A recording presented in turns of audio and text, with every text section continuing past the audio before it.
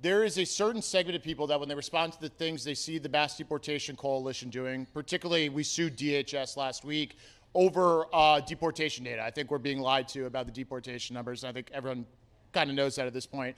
But people say, you're just out there to be a critic, you're a panicking, you're hurting the cause. I see that. We get pointed criticisms all the time. Here's my response. Absolutely not. Absolutely not. This is the central thesis, not only of President Trump, but the entire realignment that is incomplete in our political system right now. Failure on this would set the party back to worse conditions of pre-Donald Trump.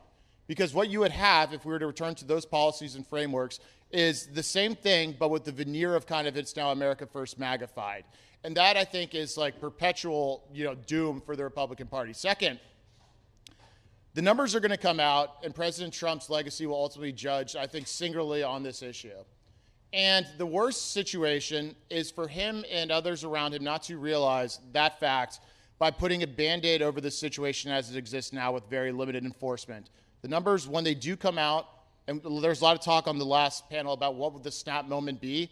I think the snap moment could be, and we're obviously trying to engineer this, when there is actual truth and fidelity on the numbers and people find out that it was only a couple 100,000 deportations last year when we were told it was in the multi-millions. And the self-deportation numbers are nowhere near what were advertised either.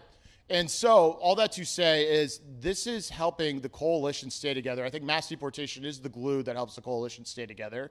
And if President Trump does not get it done, I think an otherwise historic, legacy and run will be most marred by that. And the midterms are one moment in time.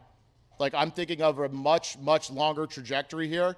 And that's why we're doing it. And I think it's ultimately helpful to the president. And I think it's helpful to future Republicans that come later because young, particularly, male Republicans are just going to quit if we don't deliver this for them. This is the future of the party.